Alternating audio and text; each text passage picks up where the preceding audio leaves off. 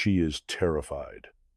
2,000 federal agents, one city, and a congresswoman watching her entire world collapse in real time.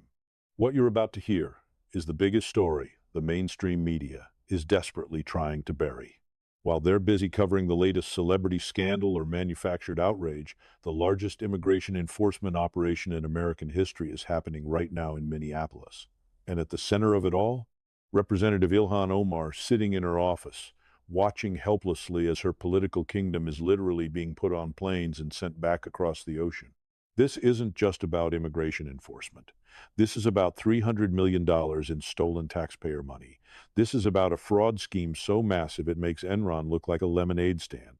This is about a member of Congress who might, and I'm going to say this very carefully, who might herself be in this country through fraud. The walls are closing in. The investigations are accelerating. And Omar? She's terrified, and she should be. Let me set the stage for you. For years, we've been told that questioning anything about Representative Ilhan Omar was somehow racist, somehow Islamophobic, somehow un-American. We've been told to look the other way while her district became a magnet for fraud, while federal dollars disappeared into black holes, while the very people she claims to represent were being exploited by criminal networks operating right under her nose. But now the chickens are coming home to roost, and Omar is watching her political power base evaporate in real time. The Department of Homeland Security just launched what they're calling the largest immigration enforcement operation in the agency's history. 2,000 federal agents descended on Minneapolis. 2,000. Let that sink in for a moment. When was the last time you saw the federal government commit that level of resources to enforcing immigration law? This isn't some routine operation. This is a full-scale intervention, and it's happening in Ilhan Omar's backyard. Now, before the left starts screaming about targeting and discrimination, let's talk about why this is happening. Let's talk about the facts that Omar and her allies want to bury. Minnesota has been ground zero for one of the largest welfare fraud schemes in American history. We're talking about the Feeding Our Future scandal, a supposed nonprofit that claimed to be feeding hungry children during the COVID pandemic. Sounds noble, right? Except they weren't feeding children. They were stealing hundreds of millions of dollars from American taxpayers. The federal prosecutors have now raised their estimate of the theft to $300 million. $300 million of your money stolen through a fraudulent scheme. And here's what the media doesn't want to tell you.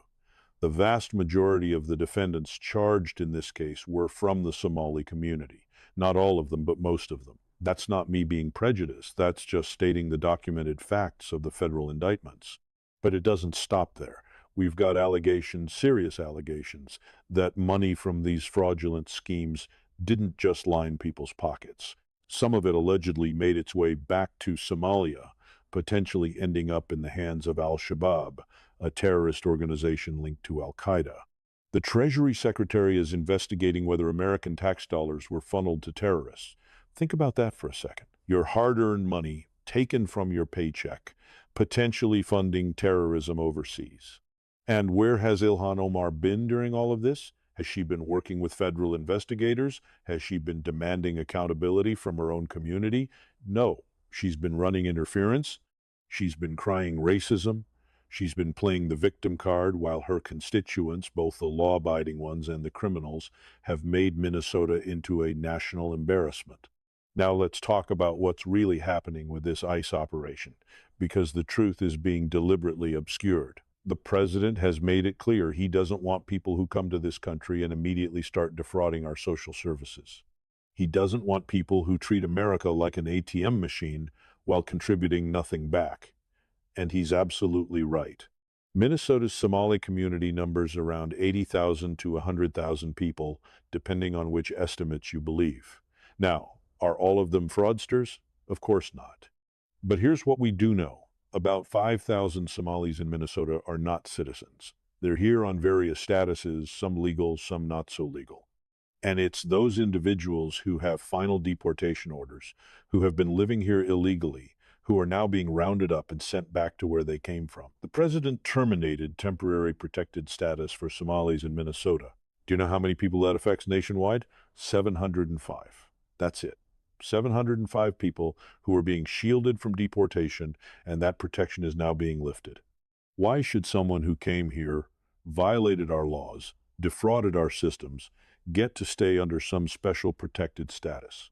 Give me one good reason. And yet, Omar is acting like this is some kind of ethnic cleansing. She's mobilizing her supporters, holding press conferences, claiming that law-abiding citizens are being terrorized.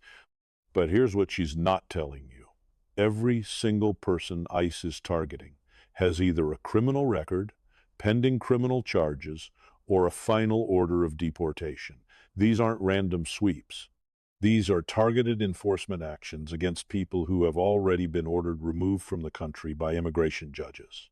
The Department of Homeland Security released information on 12 arrests from the initial operation. 5 Somalis, 6 Mexicans, 1 person from El Salvador. More than half had criminal convictions. The rest had arrests or pending charges. These are not choir boys being dragged from their beds. These are people who came to our country, broke our laws, and are now facing the consequences. But Omar doesn't want you to know that. She wants you to think that jackbooted thugs are storming through Minneapolis, ripping families apart for no reason. She wants you to believe that this is about racism and Islamophobia rather than what it actually is: law enforcement.